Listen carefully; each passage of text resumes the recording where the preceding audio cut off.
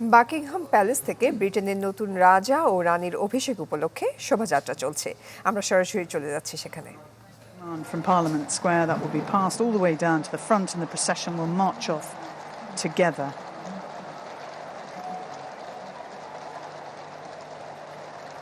And also flanking the Diamond Jubilee State Coach, the Seraphile captain Angus Wood from the Blues and Royals, and he's riding Quetta. Quite a difficult manoeuvre here as they come through Admiralty Arch, and you'll see the streetliners are now those from the Royal Navy, which makes perfect sense. Admiralty Arch was originally the residence of the first Sea Lord, and it was the offices of the Admiralty, and it remained actually as government offices for 100 years. Soon to be turned into a hotel. They make their way through the Central Arch and beyond to Trafalgar Square. And again, very fitting that the Royal Navy flanked this part of the route, because Nelson's column is there in Trafalgar Square. And the Royal Navy, the most senior and the oldest of the three services. The King himself comes from a long line of naval servicemen. His father, his grandfather, both great-grandfathers.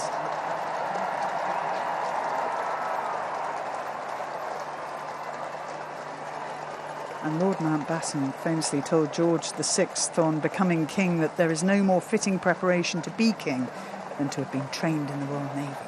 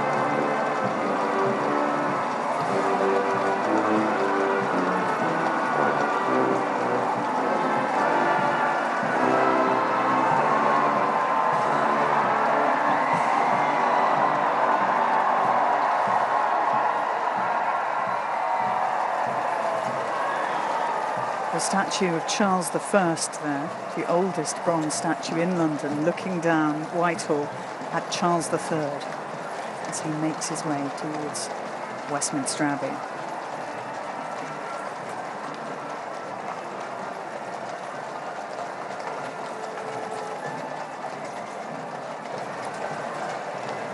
And behind Trafalgar Square, we caught a glimpse of the National Gallery, and interestingly, the King, the first royal patron of the National Gallery, he's very keen on art, very keen on the arts generally. Loves theatre, and he's going past one of the famous theatres at the moment. And if we look to the left of your picture, we have the escort commander, Major Ed van der Land, riding Javelin. Now, she can be a bit of a handful. She's known as the Colonel Killer. That is her nickname, but she's behaving extremely well. They say she's mellowed with age, which is good, because the Major has only recently completed his riding training just in February, and this is his first big ceremonial event. All going well so far. And to the right, the field officer of the escort, Lieutenant Colonel Tom Armitage, who is commanding officer of the Household Cavalry Mounted Regiment. You see the Sovereign Standard just behind the Diamond Jubilee State Coach.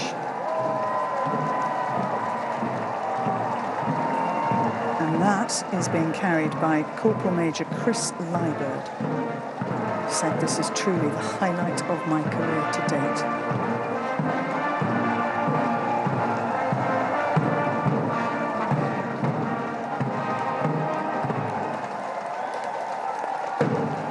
We'll leave the procession momentarily and head back to Hugh in Westminster Abbey.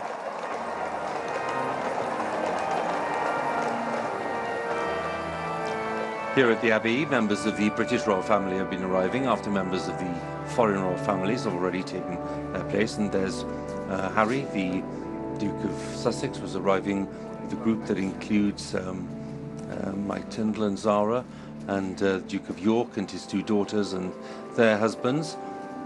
And they'll be taking their places quite near the front of the Abbey itself, down near the Coronation Theatre. Prince Harry was here without his wife Meghan and two children. His son Archie celebrating his birthday today over in California.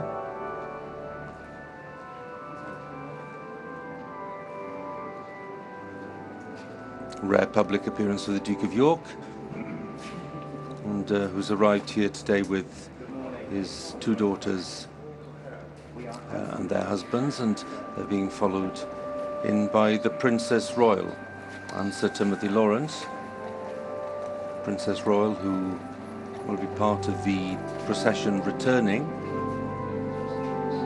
and the Duke and Duchess of Gloucester just entering the Abbey before Princess Anne and Sir Tim. And there we have the Duke of Edinburgh and the Duchess of Edinburgh, that's Edward and Sophie, with their children, James, Earl of Wessex, and the Lady Louise Mountbatten Windsor.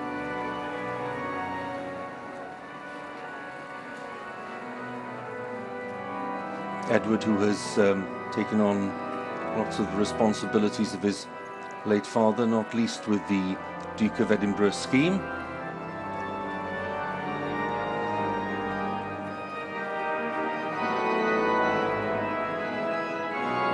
Duke and Duchess of Gloucester,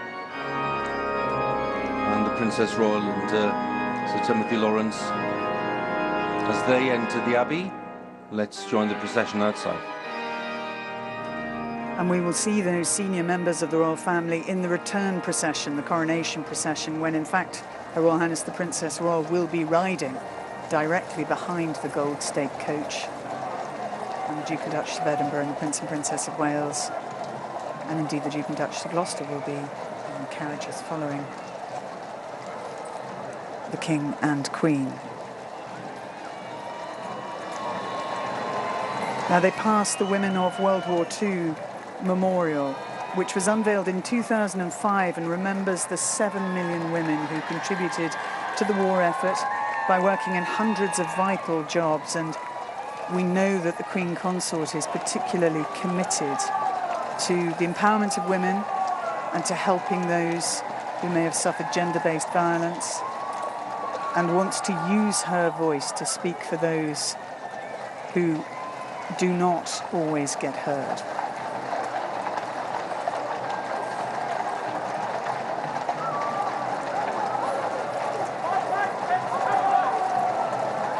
And the coach is about to pass the cenotaph,